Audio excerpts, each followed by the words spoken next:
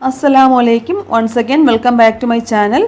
അപ്പോൾ ഓണക്കിറ്റിൽ നിന്നും കിട്ടിയ നുറുക്ക് ഗോതമ്പ് വെച്ചിട്ട് ഒരു ലഡുവിൻ്റെ റെസിപ്പിയാണ് ഞാനിന്ന് നിങ്ങളുമായിട്ട് ഷെയർ ചെയ്യുന്നത്.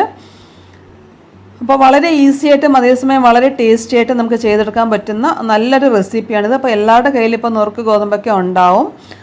അപ്പോൾ നമുക്ക് വെറൈറ്റി ആയിട്ടുള്ള എന്തെങ്കിലുമൊക്കെ ഇതുപോലെ ഉണ്ടാക്കിയിട്ട് കുട്ടികളൊക്കെ നമുക്കൊന്ന് സന്തോഷിപ്പിച്ചെടുക്കാനായിട്ട് പറ്റും. അപ്പോൾ നമുക്ക് നേരെ വീഡിയോയിലോട്ട് പോകാം. ഇതെങ്ങനെയാണ് തയ്യാറാക്കിയെടുക്കുന്നതെന്ന് നോക്കാം. 50 ml കപ്പിന് 1 കപ്പ് നുറുക്ക് ഗോതമ്പ് നല്ലതുപോലെ വാഷ് ചെയ്തതിന് ശേഷം ഒരു അരിപ്പയിൽ ഊറ്റി വെച്ചിട്ടുണ്ട്. ഇങ്ങനെ വെച്ചിട്ട് ഇപ്പോൾ 1 മണിക്കൂറിൽ കൂടുതലായി. അപ്പോൾ വെള്ളമൊക്കെ വാർന്ന് ഈ നുറുക്ക് ഗോതമ്പ് ഏകദേശം ഒന്ന് ഉണങ്ങിയിട്ടുണ്ട്.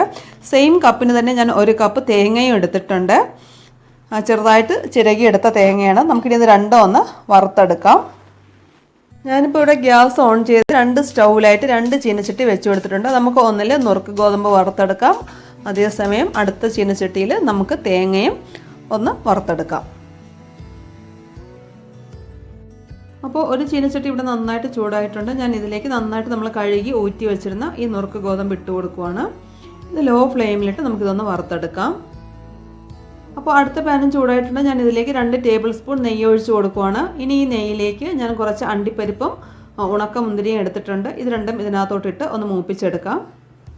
അപ്പോൾ നിങ്ങളുടെ കയ്യിൽ എന്താണുള്ളത് അത് ചേർത്ത് കൊടുക്കാം. അപ്പോൾ ഇതിൻ്റെ കൂടെ തന്നെ ഞാൻ വറുക്കാനിട്ടിരിക്കുന്ന നുറുക്ക് ഗോതമ്പും ഇടയ്ക്കിടയ്ക്ക് ഇളക്കി കൊടുക്കുന്നുണ്ട്. അടുക്കി പിടിക്കാതെ കരിഞ്ഞു പോകാതെ വറുത്തെടുക്കുക. അപ്പോൾ നമ്മുടെ അണ്ടിപ്പരിപ്പും മുന്തിരിങ്ങയൊക്കെ ഏകദേശം മൂത്ത് വന്നിട്ടുണ്ട്. ഇനി നമുക്കിത് നെയ്യിൽ നിന്ന് കോരി മാറ്റിയതിന് ശേഷം ആ നെയ്യിൽ തന്നെ നമ്മൾ എടുത്തു വെച്ചിരുന്ന തേങ്ങയും ഇട്ട് ലോ ഫ്ലെയിമിൽ വറുത്തെടുക്കാം. അപ്പോൾ നമ്മൾ തേങ്ങ വറുത്തെടുക്കുമ്പോൾ അതിൻ്റെ കളറ് മാറിപ്പോകാതെ ഈർപ്പം മാത്രം ഒന്ന് വറ്റി കിട്ടുന്ന വിധത്തിൽ ഒന്ന് വറുത്തെടുക്കുക. അതുപോലെ നുറുക്ക് ഗോതമ്പ് നമ്മൾ വെള്ളത്തിലൊക്കെ ഇട്ട് കഴുകി ഊറ്റിയെടുത്തത് കാരണം അത് ഒരു കുതിർന്ന സ്റ്റേജിലായിരിക്കും. അപ്പം ഒരുപാട് മൂത്തൊന്നും കിട്ടത്തില്ല. നല്ലതുപോലെ ഒന്ന് ചൂടായി കിട്ടുമ്പോൾ നമ്മൾ നുറുക്ക് ഗോതമ്പിൻ്റെ ഫ്ലെയിം ഓഫ് ചെയ്ത് കൊടുക്കാം. ഇനി വറുത്തെടുത്ത നുറുക്ക് ഗോതമ്പും തേങ്ങയും നമുക്ക് മിക്സി ജാറിലിട്ട് ഒന്ന് പൊടിച്ചെടുക്കാം. തേങ്ങയിൽ ചിലപ്പോൾ വലിയ പീസൊക്കെ ഉണ്ടെങ്കിൽ അതൊന്ന് പൊടിഞ്ഞ് കിട്ടണം. അപ്പോൾ നുറുക്ക് ഗോതമ്പ് ഞാൻ മിക്സി ജാറിലേക്ക് മാറ്റിക്കഴിഞ്ഞ് ഇതിലേക്ക് 1/4 കപ്പ് വറുത്ത റവയും കൂടി ചേർത്തിട്ട് ഇത് നന്നായിട്ടൊന്ന് പൊടിച്ചെടുക്കാം. അപ്പോൾ നുറുക്ക് ഗോതമ്പ് ഞാനിവിടെ പൊടിച്ച് കൊണ്ടുവന്നിട്ടുണ്ട്. ഒരുപാട് ഫൈനായിട്ട് പൊടിയൊന്നുമില്ല. അപ്പോൾ നമ്മുടെ കുറച്ച് വലിയ തരികളായിട്ട് കിടക്കുന്നത് ചെറിയ തരിയായിട്ട് മാറും, അത്രയേ ഉള്ളൂ. അല്ലാതെ ഫൈനായിട്ട് പൊടിയത്തില്ല ഇത്. ഇനി പൊടിച്ചു വെച്ചിരിക്കുന്ന നുറുക്ക് ഗോതമ്പിലേക്ക് നമ്മൾ 250 ml കപ്പിന് 1 കപ്പ് പാൽ ഒഴിച്ചു കൊടുക്കാം. എന്നിട്ട് ഫ്ലെയിം ഓൺ ചെയ്ത് നമുക്കിത് ലോ ഫ്ലെയിമിലിട്ട് ഇതൊന്ന് കുക്ക് ചെയ്യാം. അപ്പോൾ നുറുക്ക് ഗോതമ്പ് പാലിൽ കിടന്ന് കുക്കായിക്കൊണ്ടിരിക്കുകയാണ്. ഞാൻ വറുത്ത് വെച്ചിരുന്ന തേങ്ങയും മിക്സ് ജാറിലിട്ട് പൊടിച്ചെടുത്തു. ഇനി അതും ഇതിനകത്തോട്ട് ചേർത്ത് കൊടുക്കാം. അപ്പോൾ പാലൊക്കെ വറ്റി നുറുക്ക് ഗോതമ്പ് ഏകദേശം കുക്കായി വന്നിട്ടുണ്ട്. ഇതിലേക്ക് 3 ഏലക്ക പൊടിച്ചതും പിന്നെ ഓറഞ്ച് പെർമിറ്റഡ് ഫുഡ് കളറും കൂടി ചേർത്ത് കൊടുത്തതിന് ശേഷം നന്നായിട്ടൊന്ന് മിക്സ് ചെയ്ത് കൊടുക്കാം. അപ്പോൾ പാലൊക്കെ വറ്റി നമ്മുടെ നുറുക്ക് ഗോതമ്പിൻ്റെ കൂട്ട് നല്ല ഡ്രൈ ആയി വന്നിട്ടുണ്ട്. ഞാൻ ഇതിലേക്ക് 1 കപ്പ് പഞ്ചസാര പൊടിച്ചെടുത്ത് വെച്ചിട്ടുണ്ട്. നമുക്ക് ഇതിനകത്തോട്ട് ചേർത്ത് കൊടുക്കാം. അപ്പോൾ 1 കപ്പ് എന്ന് പറയുന്നത് പൊടിക്കുന്നതിന് മുന്നേ ഉള്ള അളവാണ്. ഈ 1 കപ്പ് പഞ്ചസാര ചേർത്ത് കൊടുക്കുമ്പോൾ നമ്മൾ ബേക്കറികളിൽ നിന്നൊക്കെ വാങ്ങിക്കുന്ന ആ ലഡുവിൻ്റെ സെയിം മധുരമാണ്. അപ്പോൾ നിങ്ങൾക്ക് വേണമെന്നുണ്ടെങ്കിൽ കൂട്ടി കൊടുക്കാം, അല്ലാന്നുണ്ടെങ്കിൽ കുറച്ചു കൊടുക്കാം. അപ്പോൾ നിങ്ങളുടെ ടേസ്റ്റിനനുസരിച്ചിട്ട് മധുരം കൂട്ടിയോ കുറച്ചോ ഒക്കെ കൊടുക്കാം. അപ്പോൾ നമ്മുടെ പഞ്ചസാരയൊക്കെ കൂടെ അലിഞ്ഞിട്ട് നമ്മുടെ ലഡുവിൻ്റെ ആ ഒരു കൂട്ട് കുറച്ചൊന്ന് ലൂസാവും. ഈ ഒരു സ്റ്റേജിൽ നമ്മൾ വറുത്ത് വെച്ചിരുന്ന അണ്ടിപ്പരിപ്പും കിസ്മിസും ചേർത്ത് കൊടുക്കാം. വീണ്ടും ഇതിങ്ങനെ ടൈറ്റായി വരുന്ന ആ ഒരു സ്റ്റേജിൽ നമുക്ക് ഫ്ലെയിം ഓഫ് ചെയ്ത് കൊടുക്കാം. അപ്പോൾ ഫ്ലെയിം ഓഫ് ചെയ്ത് നമ്മുടെ ലഡുവിൻ്റെ കൂട്ട് ഏകദേശം ഒന്ന് തണുത്തിട്ടുണ്ട്. അപ്പോൾ ഒരുപാട് തണുക്കാനായിട്ട് വെയിറ്റ് ചെയ്യരുത്. അപ്പോൾ നമുക്ക് ഉരുട്ടിയെടുക്കാൻ പ്രയാസമായിരിക്കും. ചെറിയ ചൂടോട് കൂടി നമ്മുടെ കൈവെള്ളയിൽ കുറച്ചൊന്ന് നെയ്മയം ഉരുട്ടിയതിന് ശേഷം ഓരോ ചെറുനാരങ്ങ വലിപ്പത്തിലുള്ള ഉരുളകളാക്കി നമുക്ക് ഉരുട്ടിയെടുക്കാം. അപ്പോൾ നമ്മൾ ഇതിനകത്ത് ചേർത്തിരിക്കുന്ന അണ്ടിപ്പരിപ്പും കിസ്മിസും ഒക്കെ 1-2 പീസ് പുറത്ത് കാണത്തക്ക രീതിയിൽ ഒന്ന് ഉരുട്ടിയെടുത്താൽ കാണാനും ഒരു ഭംഗിയുണ്ടാവും.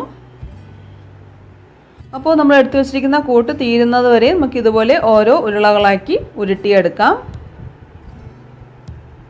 അപ്പോൾ നമ്മുടെ നുറുക്ക് ഗോതമ്പ് കൊണ്ടുള്ള സൂപ്പർ ലഡു ഇവിടെ തയ്യാറായിട്ടുണ്ട്. അപ്പോൾ ഇത് കാണുമ്പോൾ നുറുക്ക് ഗോതമ്പ് കൊണ്ട് ഉണ്ടാക്കിയതാണെന്ന് ആർക്കും മനസ്സിലാവില്ല. നമ്മൾ ബേക്കറികളിൽ നിന്നൊക്കെ വാങ്ങിക്കുന്ന ആ ബട്ടർ ലഡുവിൻ്റെ സെയിം ഒരു ടെക്സ്ചറാണിത്. കഴിക്കാനായിട്ടും ഏകദേശം ആ ഒരു ടേസ്റ്റൊക്കെ തന്നെയാണ്.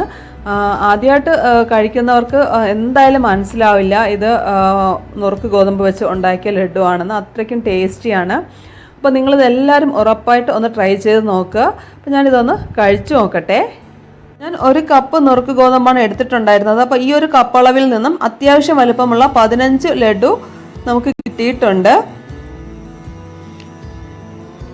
കണ്ടോ? ഞാനൊന്ന് പൊട്ടിച്ച് കാണിക്കാം.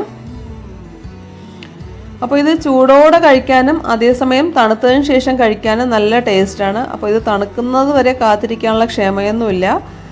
അപ്പോൾ ഞാൻ എന്തായാലും ഒന്ന് കഴിച്ചു നോക്കട്ടെ.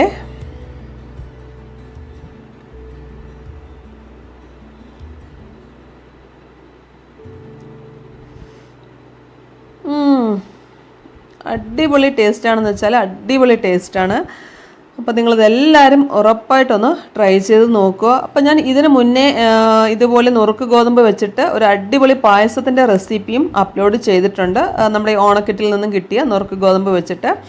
അപ്പോൾ നിങ്ങൾ അതും കൂടി ഒന്ന് കണ്ടു നോക്കുക. അതിൻ്റെ ലിങ്ക് ഞാൻ ഡിസ്ക്രിപ്ഷൻ ബോക്സിൽ കൊടുത്തേക്കാം. അപ്പോൾ ഈ വീഡിയോ നിങ്ങളെല്ലാവരും ഉറപ്പായിട്ടൊന്ന് ട്രൈ ചെയ്ത് നോക്കുക. ശേഷം നിങ്ങളുടെ ഫീഡ്ബാക്ക്സ് കമൻറ്റ് ബോക്സിൽ അറിയിക്കുക. നിങ്ങൾക്ക് ഈ വീഡിയോ ഇഷ്ടമായിട്ടുണ്ടെന്നുണ്ടെങ്കിൽ നിങ്ങളുടെ ഫ്രണ്ട്സിനും റിലേറ്റീവ്സിനും ഒക്കെ ഒന്ന് ഷെയർ ചെയ്ത് കൊടുക്കുക. അപ്പോൾ ഇൻഷാ അല്ലാഹ് ഇതുപോലെയുള്ള ഈസി ആൻഡ് ടേസ്റ്റി റെസിപ്പിയുമായിട്ട് നമുക്ക് വീണ്ടും കാണാം. Till then take care.